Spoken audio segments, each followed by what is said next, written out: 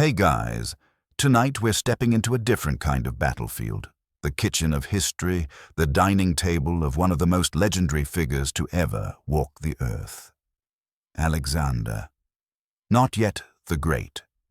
Not yet a name etched into the stones of conquered cities, but simply Alexander, the boy, the prince, the early riser chewing through breakfast before philosophy, politics or swordsmanship had a chance to sink their teeth into him.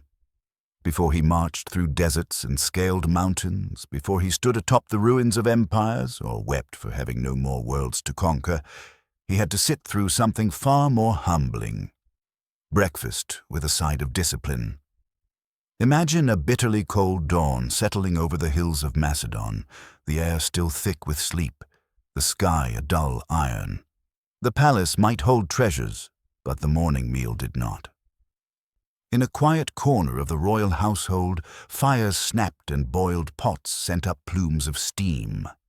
A wooden bowl of barley porridge waited for young Alexander, not the creamy, honeyed delight of modern grains, but a stiff, salty sludge that clung to the sides of its container like it knew it was unwanted.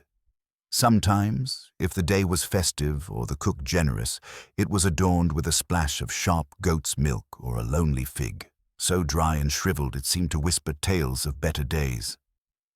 Next to this grim offering was a slab of bread, coarse, uncompromising, baked from emmer or barley flour. This was no soft, sweet loaf. This was bread you had to reason with. Bread that cracked, resisted, and might have once served as a weapon in courtly disputes. Olives would make their appearance too, glistening black and bitter, bobbing in brine like oily reminders that life wasn't meant to be easy. And finally, to wash it down, wine. Yes, even for a child. But not the celebratory, celebrant's kind. This was wine stretched thin with water, reduced to a violet shadow of itself. Drinking undiluted wine was frowned upon, the province of uncivilized brutes or poets with no boundaries. This wasn't poverty. This was policy. Alexander's father, Philip II, ruled a kingdom of hardened men and had no intention of raising a son who expected silk in his soup. In the Macedonian court, luxury wasn't denied because it was unavailable.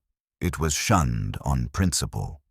The boy, who would someday feast on the spoils of Persia, first had to master hunger, simplicity, and self-restraint. Each morning, the meal served was not just food, it was philosophy. It was endurance training disguised as nutrition. Alexander was not merely fed, he was forged. And this forging didn't end with breakfast. By midday, a teenager named Alexander might find himself in the company of a very particular kind of mentor. Aristotle, not just a philosopher, but a living institution of logic and virtue. Lunch, with this man at the table, was less of a break and more of a lecture in edible form. You bit into your bread, he bit into your world view. If you reached for another wedge of cheese, Aristotle might raise a brow and remind you that excess dulled the spirit, that indulgence was the gateway drug to failure. Every mouthful became a metaphor, every meal a test. While some were taught letters and numbers with wax tablets and crude symbols, Alexander's education came with lentils and moderation. The rules were clear: sweetness seduced, richness corrupted, and too much spice stirred too much soul. Meals were stripped of decadence, rebuilt with function and form. Lentils made you wise, bread made you strong, water made you cautious. The goal wasn't fullness, it was focus. It was during these meal times and these carefully measured gatherings that Alexander absorbed a different kind of wisdom, the discipline of denying himself. Not all strength comes from the battlefield. Some comes from pushing away the second helping, from knowing when to stop and when to remain silent. In a world where power often came from appetite, Alexander learned to wield hunger like a blade. Even as the tastes of Persia and India would one day tempt him, even when his armies would dine beneath silken tents with spices clinging to the air, this foundation would remain. That bread was not for pleasure, meat not for vanity, and wine never to be trusted. And so, before empires were taken, before legends were written, a boy sat with his teacher, chewing through the dry crusts of duty and drinking the thin wine of preparation. He did not yet wear a crown, but already he was learning how to carry one. When the midday sun climbed high and the day's studies came to a pause, young Alexander found himself seated once again, this time not beside a steaming bowl of porridge, but across from his teacher, mentor, and sometime moral compass. Aristotle, the philosopher, draped in robes and wielding a vocabulary as sharp as any blade, turned every lunch into a battleground of ideas.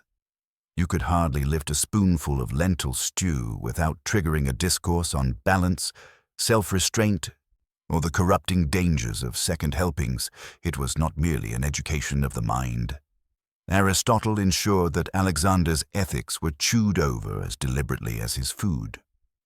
The philosopher subscribed to a vision of human excellence shaped by moderation, and he expected his student, this fierce prince of potential, to live it out bite by bite. Every decision, even the one between fig or cheese, became an exercise in judgment. The dining table was a theater of discipline, a space where self-control played the starring role, and indulgence was forever cast as the villain. For Aristotle, food had moral weight. A sweet dish risked temptation. A rich stew might dull the senses, but a bowl of lentils, humble, enduring, virtuous, a lesson disguised as sustenance. And so it was that Alexander absorbed these quiet sermons, not through sermons themselves, but in the way his teacher raised an eyebrow or fell silent as the young prince eyed a second slice of goat cheese.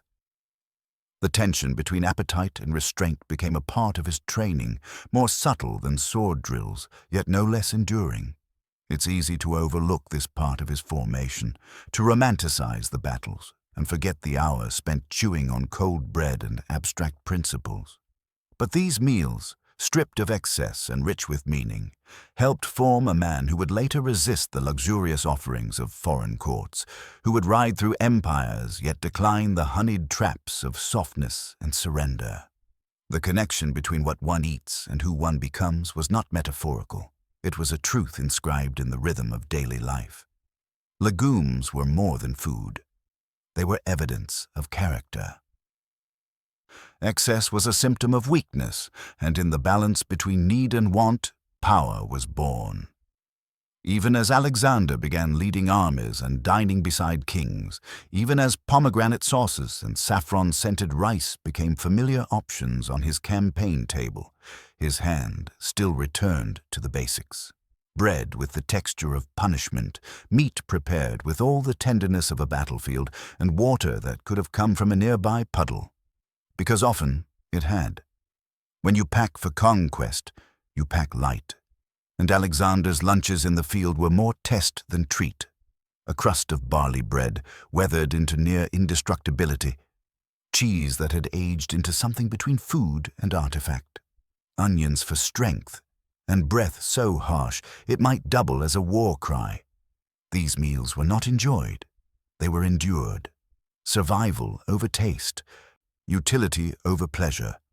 And still, he ate what his soldiers ate. Not as a gesture, but as a principle. There was no golden plate waiting behind a curtain, no servants peeling fruit in shaded pavilions. Alexander sat among his men, shoulder to shoulder, tearing into dried meat like a man with no need for ceremony. He understood what that meant to his army. They were not beneath him, they were with him. Every chew, every swallow was a shared act of solidarity. He could have dined alone. He chose not to. And sometimes, in the midst of a brutal march, something extraordinary would happen. A soldier would find a sip of water, murky but precious, and offer it up. In one such moment, as the sun scorched the land and thirst cracked every lip, a soldier approached Alexander with a helmet filled with muddy water. The king looked at it, then at the parched faces of his troops, and did something unforgettable. He poured it out. onto the ground, not to waste it, but to share the sacrifice. That gesture, simple as it was, carried the weight of 1,000 speeches. It said, "I'm one of you. I will not take what you cannot have. If you thirst, I thirst. And if I can go without, so can you." It wasn't just leadership. It was theater, ritual, and unspoken vow all in one. The kind of act that wove loyalty tighter than chains ever could. You can't fake that. You can't command it. You live it or you don't. And Alexander lived it. With every meal, every refusal of comfort, every moment spent hunched over a shared meal instead of reclining in luxury, he reinforced the idea that he wasn't merely a commander of armies. He was the embodiment of their discipline, their endurance, their will to keep moving forward. Dinner in the house of Macedon was not a tranquil affair. Imagine, if you will, being a teenage prince, still in the midst of forming your identity and sitting across from a man whose voice could silence armies. King Philip II was not merely Alexander's father. He was an institution unto himself, a living cyclone of ambition, calculation, and excess. Conversations at the royal table often veered dangerously close to confrontation, the kind of tension that made even roasted lamb feel like a test of courage. Around this table, politics weren't just discussed, they erupted like thunder. Generals debated borders with mouths full of stew. Poets quoted verses with wine-soaked tongues. Philosophers made their jabs between gulps of mead. And young Alexander, eyes sharp and quiet, learned to navigate the verbal labyrinth, more attentive to what was unsaid than what was spoken. These feasts, compared to the daytime austerity, may have seemed abundant, thick stews made from lentils and meat, flatbreads that steamed when torn, and pitchers of wine so dark they mirrored the torchlight. But it wasn't luxury in the Roman sense. There were no golden peacocks or live dancers juggling fruit. The food was honest, heavy, built for warriors and statesmen, not sybarites. Still, the mood was volatile. And no one contributed to the unpredictability of dinner like Philip, whose love of drink was infamous even in a culture that drank wine like water. The man didn't sip. He devoured goblets, and with every glass, the chance of insult increased exponentially. Alexander, though not immune to wine himself, drank sparingly in his youth. Not out of abstinence, but calculation.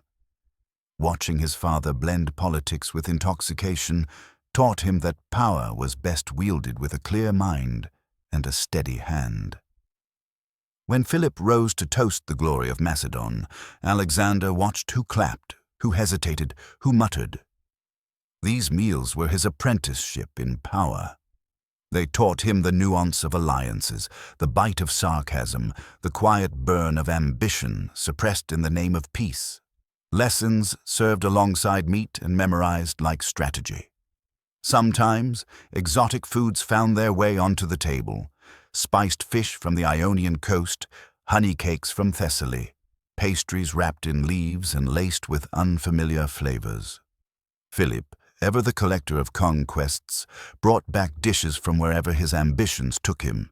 Alexander sampled them, nodded politely, and returned to his crust of bread and wedge of cheese. His palate, by then, was philosophical. Food was not indulgence, it was fuel. He didn't crave variety, he craved utility. And yet, beneath that quiet discipline, emotion simmered. Their relationship was not a gentle one. It wasn't built on soft words or long embraces. It was forged in the fires of comparison and sharpened by rivalry. One wrong word from Philip, spoken through wine-thickened lips, and Alexander would rise from the table, leave the feast, and vanish into the corridors of the palace with the speed of a general storming from the battlefield. One such night would live in infamy, a drunken insult flung like a javelin, Alexander's pride wounded deeper than flesh. He walked out. The wine remained, the memory lingered. This was not a home of emotional resolution. There was no talk of therapy, no one offering understanding over dessert. There was only power and legacy, and a son who looked upon his father not just with love, but with calculation. He measured his own shadow beside Philip's and quietly vowed to extend it. In the flickering light of those meals, he saw not just dinner, but destiny. Every forked path to empire began in the space between bites, in the silences that followed a toast, in the careful control of appetite and emotion alike. When Alexander left the halls of Macedon behind, he did not step into the comfort of a moving kitchen or a caravan of gourmet delicacies. He stepped into terrain that punished the soft and mocked the unprepared. The road ahead, Persia, Egypt, India, was not paved with feasts. It was carved with the boots of exhausted soldiers and fed with food that barely earned the title. Meals on the march were not celebrations, they were strategies in edible form. Picture the midday sun hanging like a hammer over the plains and a thin wind dusting the camp in powder-fine grit. Somewhere near a saddlebag, a soldier reaches for lunch, not because it's time, but because his body threatens collapse. What he pulls from his pack is not something cooked, not something plated, and certainly not something hot. It is survival in its purest, most stubborn form. A hard brick of barley bread so dense it could double as a building material, and so dry it dares your teeth to try. It has no scent, no yield, and barely any taste. But it lasts. It holds its shape through storms, raids, and weeks on horseback. It is immortal, not out of craft, but out of necessity. Alongside it, a rag of cloth might conceal onions. Bulbous, biting, pungent, not elegant, but loyal. Macedonians believed onions gave strength, sharpened the breath, and perhaps intimidated the enemy by sheer aroma alone. Cheese, if it was there, was not the creamy delight of modern goat's milk. It was aged to the point of aggression, so sharp it seemed angry to be eaten, so solid it could be mistaken for a stone. And the meat, when there was meat, came with its own demands. Salted beyond recognition, sliced thin and dried under a hostile sun, it became a kind of edible challenge. You chewed and you prayed. It didn't melt in the mouth. It braced itself for war. This was food built for marching, not dreaming. These rations were the grit in the machine of conquest. Alexander knew this, and unlike the kings before him who dined apart from their armies, he sat in the dust, shared the same wineskin, tore the same bread. He didn't ask for cinnamon from the east or figs from the coast. He ate with his men, not to inspire them, but because he believed in that sameness. There's a story that lives on in the pages of history, not for what was consumed, but for what was denied. After a brutal trek under a sun that burned the horizon to white, a soldier, dirty, sunken, and proud, found a helmet's worth of water. A puddle. Muddy, warm, probably more animal track than spring. And he carried it to Alexander, cradled in that steel basin that once deflected arrows. The king looked at the water, looked at the faces watching him, parched and cracked and hopeful, and he tipped it out. Let it spill onto the dirt. Not because he didn't need it. He was as dry as the rest. But because he understood something deeper than thirst. He understood optics, morale, sacrifice. If he drank while they suffered, the chain between them would weaken. So he poured it away. The act spoke louder than any command. That moment of refusal became legend, not because of the water, but because of the silence that followed. Because it meant, we endure together, or we fall together. The wine they drank on these roads was not indulgent. It was diluted until it tasted like memory. Straight water was dangerous. Streams could be poisoned, rivers unpredictable. But wine watered down was safe. It was ritual. It turned foul into passable. And it reminded them, sip by sip, that comfort was a temporary illusion. After victories, rare, brief, they sometimes feasted. The fires burned hotter, whole animals roasted on makeshift spits. The flatbreads grew softer, the wine fuller, the songs louder. But those nights were exceptions. And even then, Alexander didn't gorge. He didn't recline on silk or slur commands between gulps of luxury. He sat upright, eating plainly, watching, listening. Luxury was a test he refused to fail, because he understood. Overindulgence was the first step toward forgetting where you came from, toward forgetting the dust on your boots, the men who marched beside you, the promises made when your stomach growled, but your ambition howled louder. He could have changed his meals. He had the power to summon delicacies from a dozen kingdoms. But he didn't. Not out of asceticism, but out of resolve. He believed in hunger, not as suffering, but as sharpness. Hunger kept him aware. Hunger kept him honest. So, when the world opened its banquet halls to him, when saffron steamed in bronze pots and pomegranate sauces glistened in golden bowls, Alexander reached instead for what he knew.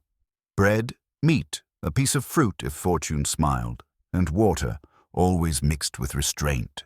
He was not there to eat history's riches. He was there to conquer them. When Alexander stepped into Persia, he did not merely enter a foreign land. He walked into an empire constructed on luxury, decadence, and a cuisine that seemed to flirt with immortality. There were no cold onions here, no teeth-shattering bread or dubious waterskins tied to saddles. Instead, the air shimmered with the scent of saffron and rosewater.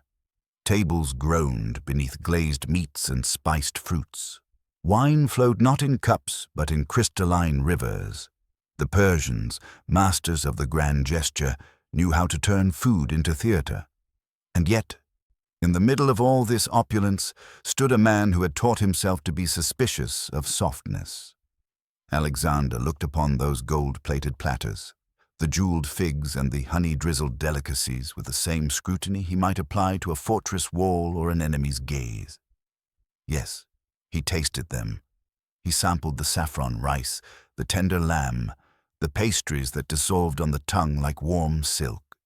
But he did not let them claim him. He dined like a man temporarily borrowing someone else's life. For all their beauty, these meals did not seduce him. He still reached for the bread he had always known, rugged, dense, unyielding. He still chewed the meat slowly, without reverence, as if reminding himself what hunger truly meant. Persian nobles, accustomed to reclining on cushions and plucking pomegranate seeds from silver trays, watched him with equal parts awe and confusion. Was he pretending? Was he testing them? But no, this was simply who he was. A king forged in grit, not silk. His soldiers, however, were another matter. After years of hard marching, they had earned a night or 12 of indulgence. They feasted with abandon, tearing into roast lamb, gulping rich stews, licking honey from their fingers like children at a festival. Alexander did not stop them. He let them taste victory in every bite. He understood what morale meant, how it bloomed not just from speeches, but from moments of reward. And yet even then, he remained separate, not by distance, but by choice. He sat among them, ate beside them, but did not partake with the same hunger. His plate was always simpler, his portions smaller, his mind never entirely at rest. There were things, however, that crept into his meals without fanfare.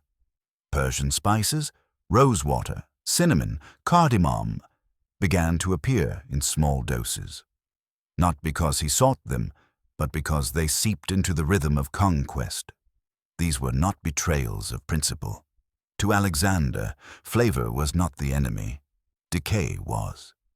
And he had no intention of allowing his senses to go soft. Even as the empire around him shimmered with temptation, he held fast to the simplicity that had carried him across rivers and deserts. He saw what indulgence did to rulers.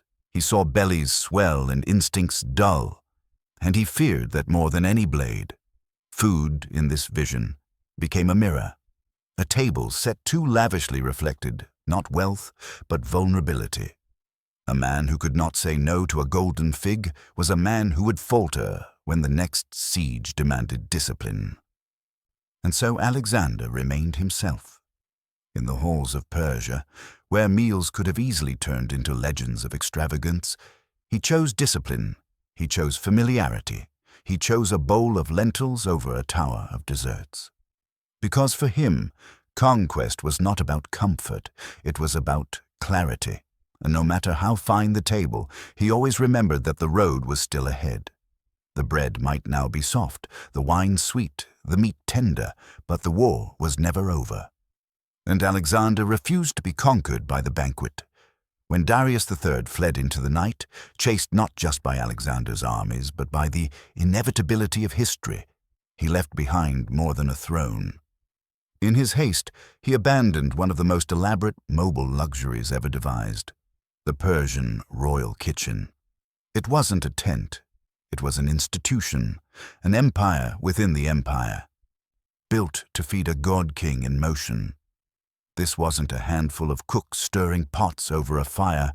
This was an army of artisans in aprons, dozens, perhaps hundreds, of chefs, bakers, stewards, spice handlers, tasters, each with a role, each with a hierarchy. They didn't just prepare meals. They curated experiences. They crafted edible power. When Alexander entered this world, he didn't come in as a guest. He came as the new master. Gold dishes waited. Meats roasted over slow flames, soaking in pomegranate and herbs so rare they had names like poems. Fish wrapped in fig leaves steamed beneath perfumed smoke. Sauces aged for years shimmered in delicate bowls. The scent alone could bend the will of lesser men.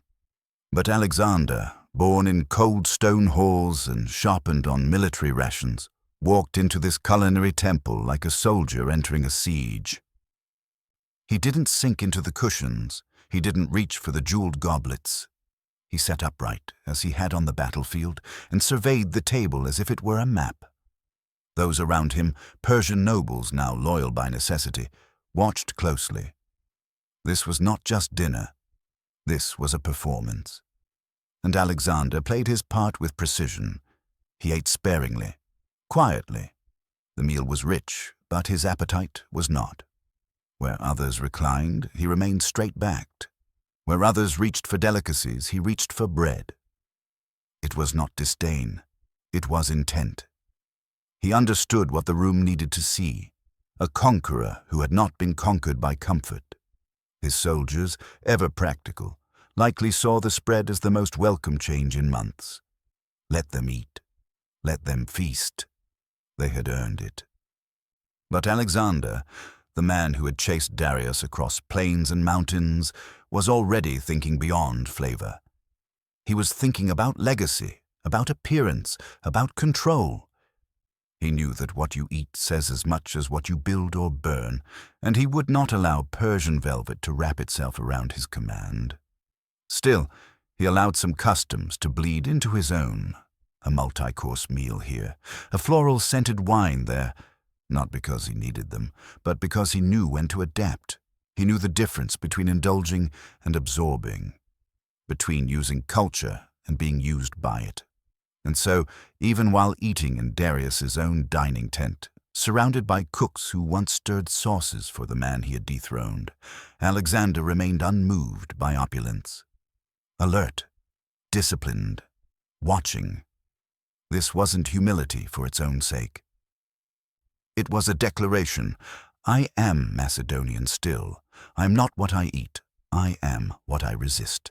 He didn't dine with Darius, but he did take his seat, ate from his plates, used his silverware, and in doing so, he sent a message clearer than any trumpet of war.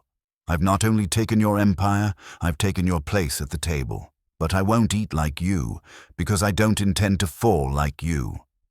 There were moments, rare but unforgettable, when the mask of restraint slipped, and Alexander the Great, the paragon of discipline and self-control, let the wine pour too freely.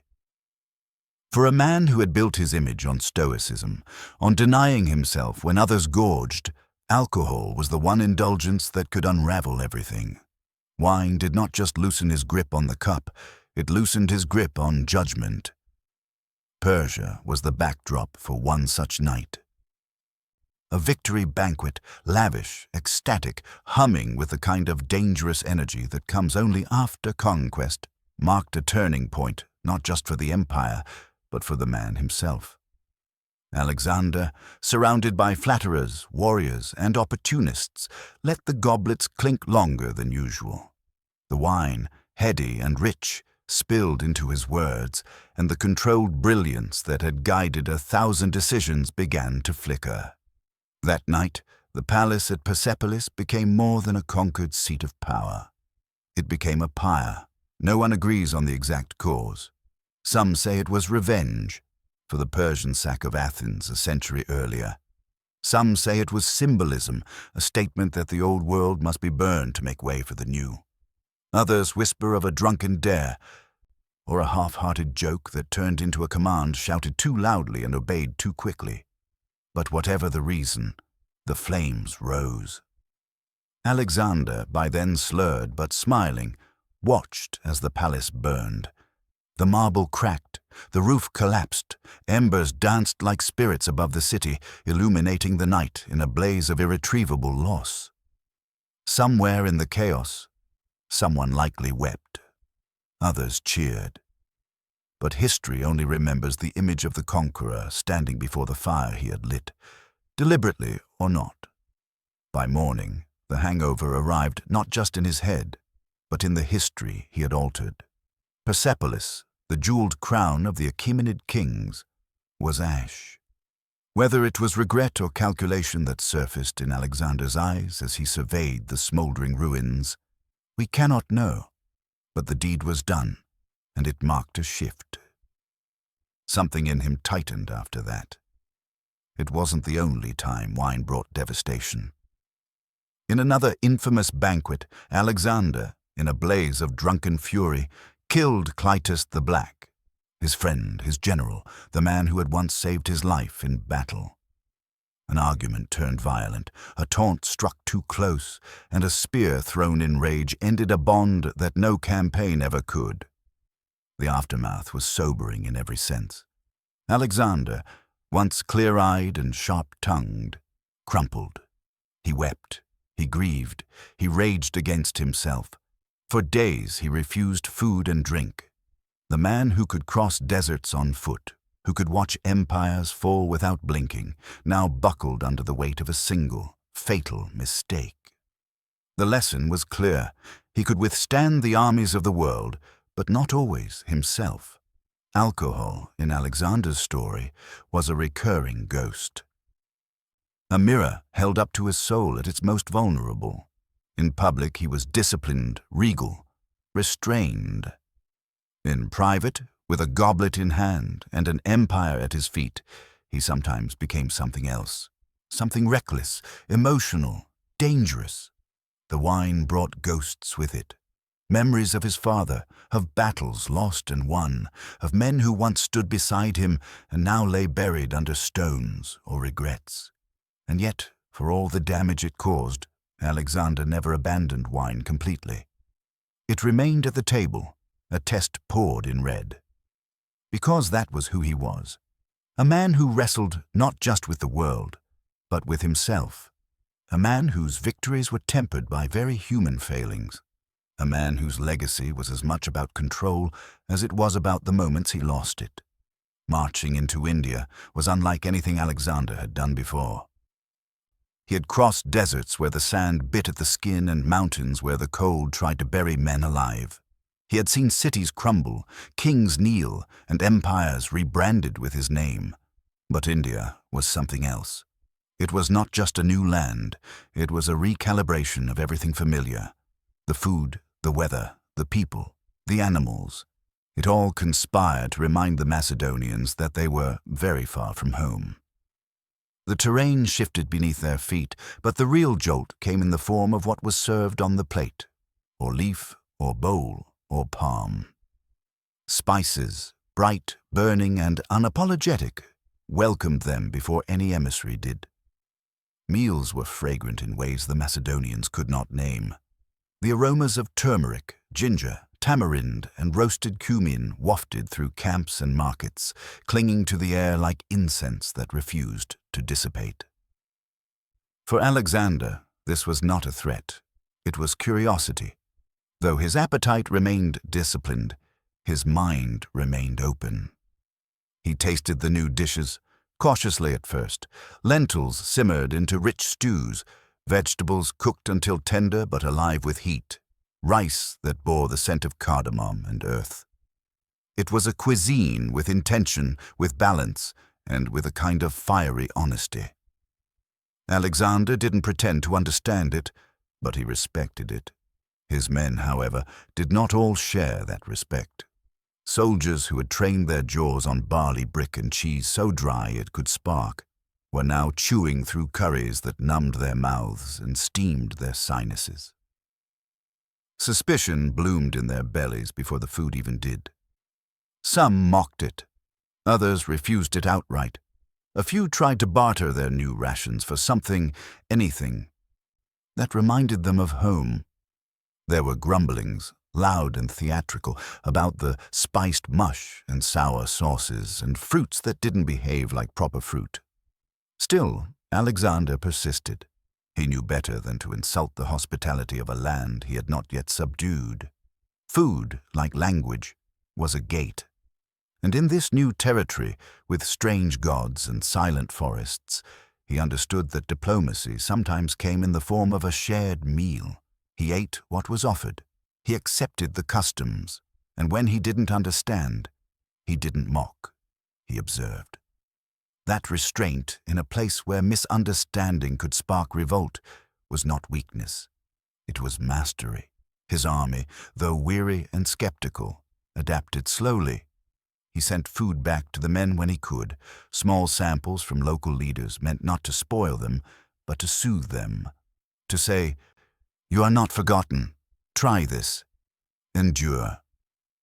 It wasn't enough to silence every complaint, but it softened the edge of despair. And then came the elephants, not as food, never as food, but as revelation. Towering beasts armored for war. Tusked towers that moved like gods through smoke and drum beats. Alexander had never seen anything like them. They were not edible. They were employable. He didn't look at them and see meat. He saw momentum. India, in all its strangeness, forced growth, not just militarily, but sensorially. The Macedonian diet, once defined by dryness and density, now met juice, heat, sweetness, complexity. It met a culture where food was layered with meaning, where hospitality could be fierce, and where every flavor carried centuries of story. And though Alexander would still reach for the familiar, his bread, his meat, his wine diluted just so, he left India with more than territory.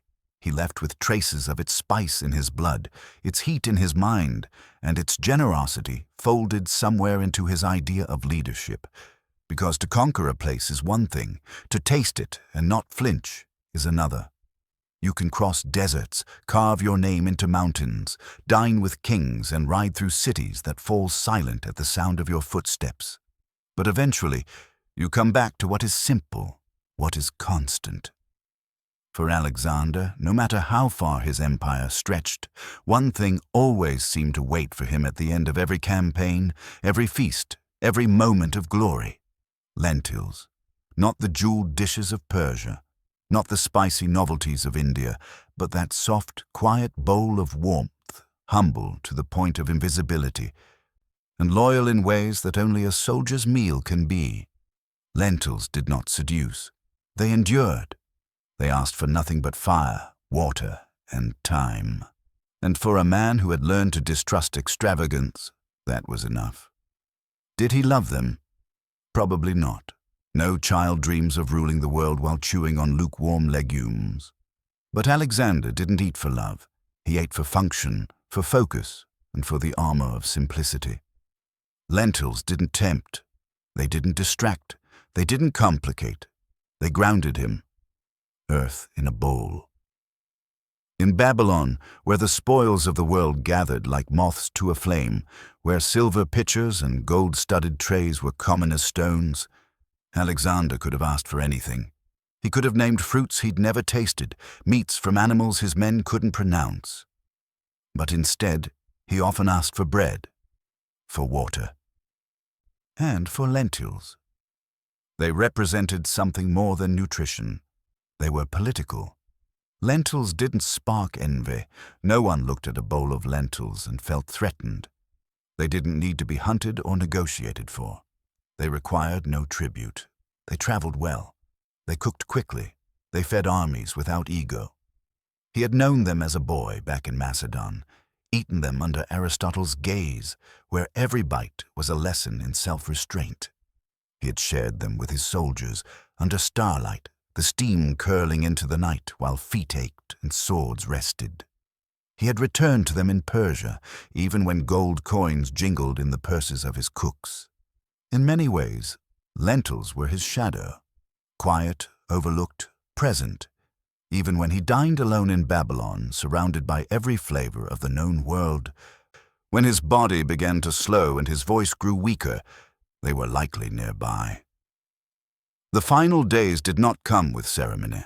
They came with fever, with silence, with the slow shutting down of a man who had once been the axis of the world. We do not know what his last meal was. It was not recorded. Perhaps it wasn't a meal at all. Perhaps it was a sip of wine, a damp cloth on the lips, or nothing. But it's not difficult to imagine a bowl set near his bed, barely touched, still warm. Lentils, once again. Because when the palace grows quiet, when the goblets stop clinking and the generals step outside, when the conqueror becomes the patient and the war becomes a memory, what remains is not glory, not gold, not flame. What remains is a bowl of lentils, and a man who chose them again and again, because greatness, it turns out, still needs fiber. If dinner was discipline and lunch was loyalty, then snacking was survival. For Alexander the Great, eating wasn't always a ceremony. Sometimes it was necessity grasped in a dusty hand, eaten while riding a horse through unknown lands, while watching a city burn, or while drawing new lines on the edge of the known world. He did not always have time for courses or contemplation, but even the most relentless campaigns require calories. And so, between conquests, he snacked, not like a king, like a soldier. There were no tables laid out on the saddle, no cutlery, no servants following him with silver trays. The snacks had to fit in a pouch, survive a fall, and still be edible after a week in the sun. What he reached for weren't delicacies. They were weapons-grade fuel, dried figs, roasted chickpeas, goat cheese that could double as a rock, nuts that were both food and pastime. Dried figs were perhaps the closest thing to luxury he allowed himself in the field. Sticky, chewy, packed with sugar and energy. They didn't melt, didn't spoil, and didn't complain. You could carry a dozen in a cloth pouch and call it dessert. They gave just enough sweetness to remind you that the world had taste, even when the wind smelled only of blood and sweat. Olives, those briny symbols of the Mediterranean, traveled with him too. Salty, oily, stubborn little things that stained fingers and left their scent long after they were gone. But they were rich in what mattered: salt, fat, the memory of home. In diplomacy, they were symbols. In war, they were sustenance. Roasted chickpeas were the field's answer to popcorn, crunchy, dry, unforgiving on the teeth. But when hunger stirred and campfires were miles away, they were enough. You could chew them slowly while listening to scouts report, or toss them into your mouth between orders. They were fuel for thought, for fury, for marching. Nuts, almonds, walnuts were a battlefield multi-tool. They provided protein, kept the hands busy, and could be passed from one rider to another without a word. Soldiers carried them in leather pouches, cracked them with teeth, and dropped the shells into the dust without ceremony. The goat cheese? That was the wild card. Aged until aggressive, it could survive being trampled and still be technically edible. It was hard, sharp, and probably smelled like ambition. Alexander chewed it like a man who needed something to fight while waiting for the next real enemy. These snacks weren't about flavor. They were about durability, about whether something could be dropped, stepped on, picked up, and still count as food.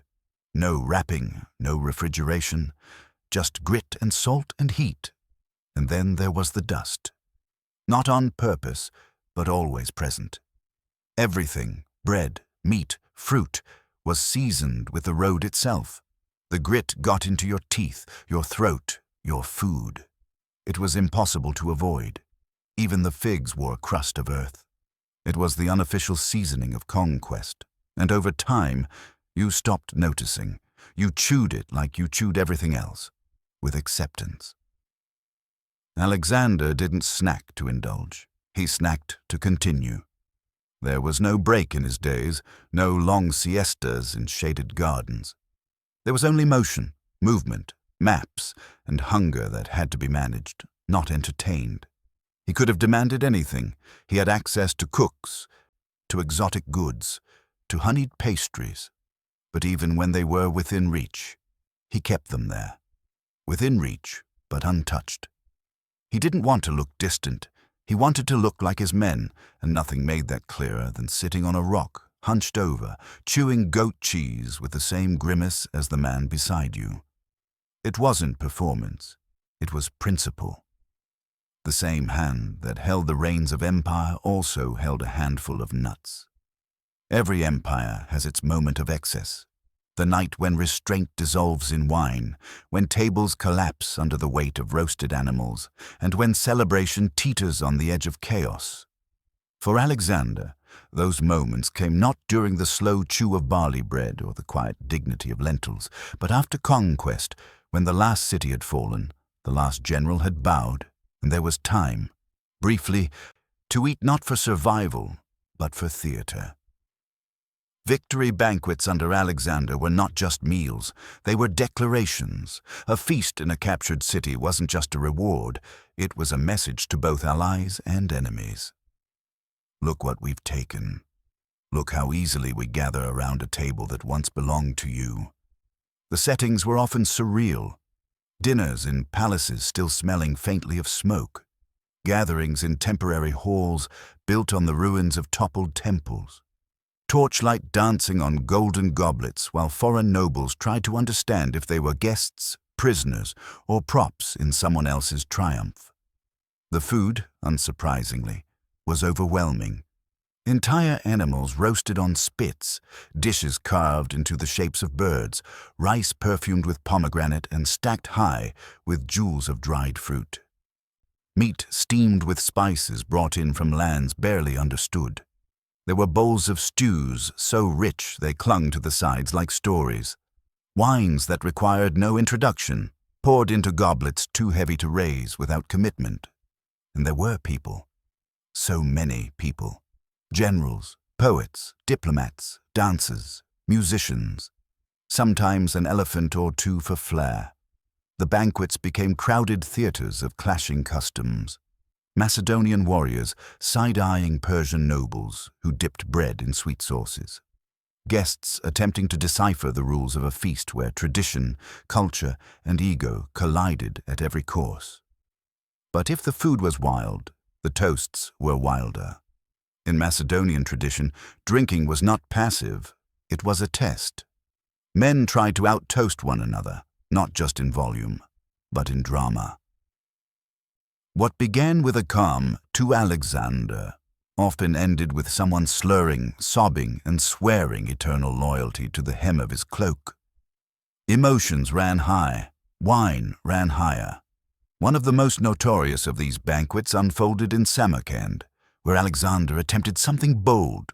He sat Persians and Macedonians together, side by side, cup by cup, to create a unity born of shared intoxication. It was a noble idea, a logistical nightmare. Languages didn't align. Customs clashed. Macedonians reached for meat with bare hands, while Persians recoiled. Persian sauces baffled their new dining companions, while the Macedonian indifference to seasoning raised eyebrows. Someone spilled wine. Someone mistook a blessing for an insult. Someone likely insulted a deity by misusing a ceremonial spoon. The mood flickered between tense and theatrical. Sometimes the strangeness was deliberate. Tribute dishes arrived in absurd forms: honey-glazed camel, puddings that required teams of servants to serve, platters carried by animals draped in silk. One feast reportedly featured a flaming dish that spelled out Alexander's name in spices. Others claimed dancers breathed fire over roasted game birds stuffed with dates and rumors. But amid the pageantry and madness, Alexander remained largely unchanged. He might host the feast, but he rarely gorged. He drank, yes, but often with awareness. He spoke, but he watched more. While others lounged in wine-slick luxury, he sat with quiet intensity, taking it all in, calculating. He understood what these banquets were: not just indulgence, but currency. A way to manage morale, to soften the sharp edges of conquest, to say to the conquered, "We eat together now, you are part of something new," and to his own men, "This is what we've earned." But remember, it is not the end, because for Alexander, even a table groaning with excess was never a final destination. It was a waypoint, a moment to let the army breathe before asking them to march again. By the time Alexander reached Babylon, he was no longer just a man. He was a living myth, a walking contradiction wrapped in a general's cloak and the silence of those too afraid to speak truth. He had marched from the sunburnt valleys of Macedon to the gates of a city that once ruled the known world. Babylon, with its soaring ziggurats and tangled rivers of people, had watched empires rise and fall before. But it had never seen anything like this.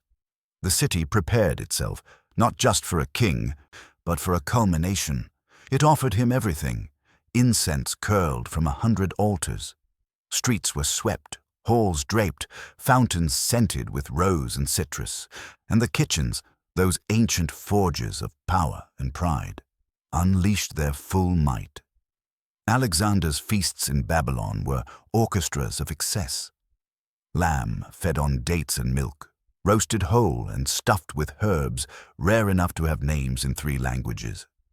Grains grown in the Fertile Crescent soaked in stews of pomegranate and honey. Fruits from India and Egypt shared the table with pastries shaped like stars and moons, brushed with crushed pistachio and syrup. Wine, of course, flowed like the rivers beyond the palace walls, red, golden, spiced, chilled in basins of snow brought down from distant mountains. The meals came in waves, each more elaborate than the last, accompanied by musicians, dancers, and the ever-present hum of a city caught between celebration and uncertainty. But even here, in what should have been the peak of indulgence, Alexander remained Alexander. He sat at the head of it all, but his plate often remained modest. Bread, meat, a little wine. He observed, listened, measured. To eat like a god would have been to lose the thread of who he was, and though he ruled the world, he had not forgotten the taste of dust and lentils. Around him, the table bent with contradictions. Persian satraps beside Macedonian generals, Indian emissaries beside Greek philosophers, and always a few faces that hid as much as they revealed. Every meal in Babylon was part banquet, part council, part theater, and in that strange communion of power, Alexander held court not just with words, but with silence. Watching, always watching. But the city whispered behind its walls. Babylon knew something even Alexander did not, that an empire could march too far, stretch too wide, and that even the strongest voice eventually goes quiet. There was one final feast. Historians argue about the occasion. Some say it was for a god, others for a friend. Some say it was simply for survival, for having made it this far. The food was as grand as expected, the wine more abundant than ever. The laughter was loud but strained. There was celebration, yes, but also exhaustion, and beneath it all, something cold. After that night, Alexander fell ill, whether from poison, disease, grief, or the weight of his own legend, no one knows. But for 11 days, he slipped deeper into silence. The man who had swallowed cities now could not even swallow water. His hands, once so sure, trembled. His voice, once thunderous, became a whisper. The palace quieted. The kitchens cooled. There is no record of his final meal. Perhaps it was nothing at all. Perhaps it was a cup of diluted wine. Perhaps it was simply the memory of a fig or a crust of bread that he could no longer chew. But what we do know is this. The man who could have dined on anything died with very little. No toast, no ceremony, just stillness. In that silence, the empire waited, then fractured. The plates were cleared, the fires extinguished, and history, patient and merciless, took its seat. Imagine it. The dust still clings to his boots, the sword rests against his thigh, and his eyes scan the unfamiliar terrain with the same sharpness that once appraised battlefields. But this isn't Persia, or India, or Babylon. This is now. And Alexander the Great stands in a modern food court. He doesn't understand the lights.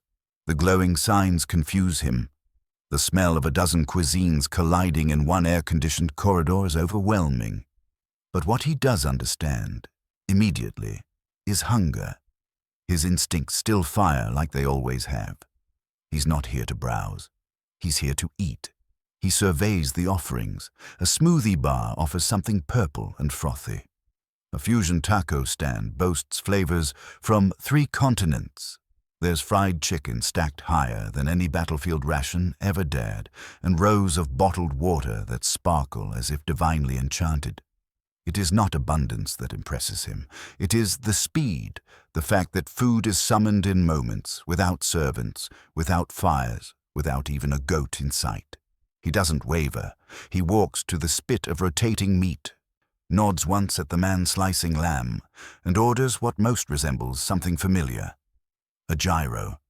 Flatbread, sliced meat, onions, a tang of sauce. Something simple. Something portable. Something you can eat while on the move. This, he understands. This is food with purpose. If he's curious, he might explore further. A lentil soup station draws his attention. Something in the aroma. Something familiar. He orders it, sits, sips, and closes his eyes for just a second.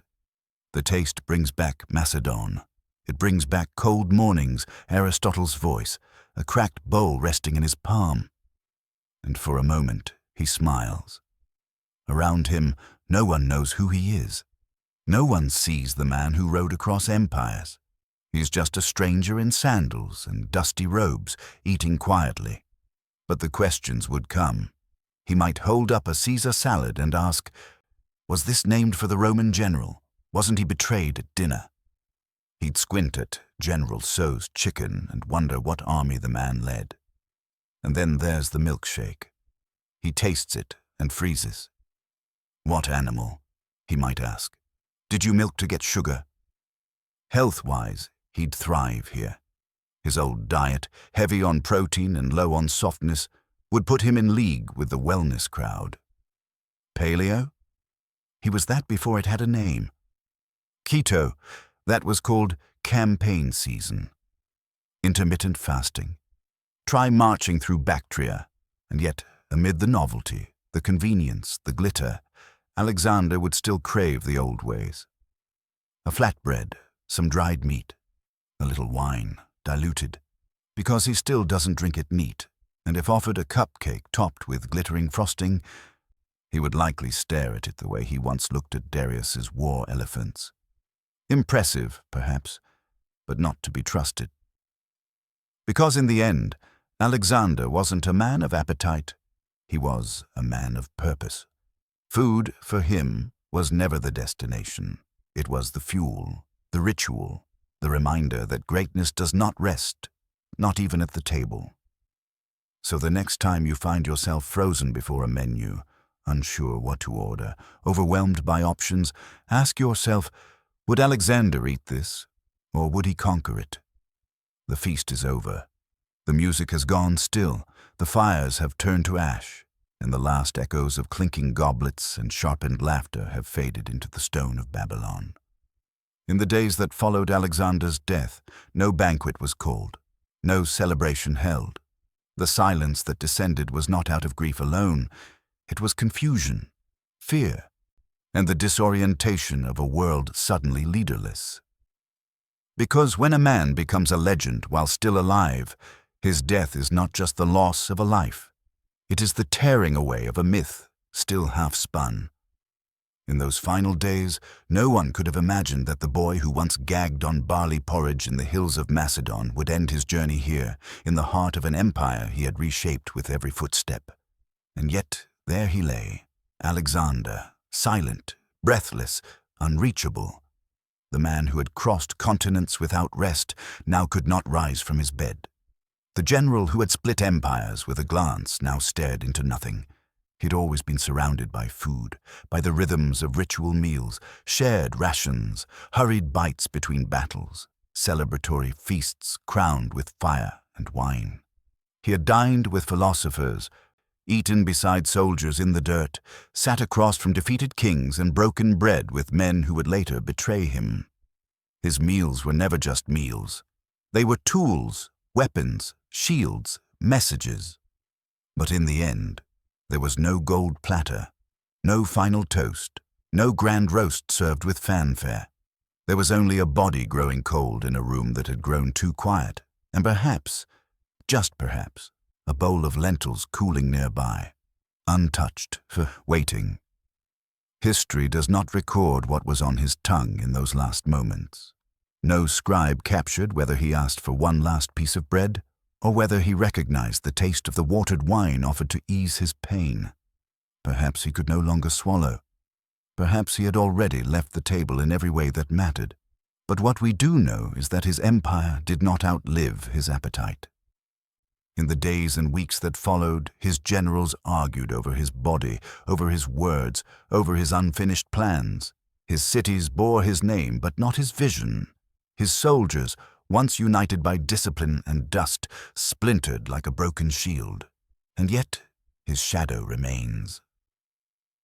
We remember Alexander not because of the lands he conquered, but because of how he moved through them, how he ate what his soldiers ate, how he turned down goblets when his men were thirsty, how he held discipline in his fingers even when his hands were wrapped in gold.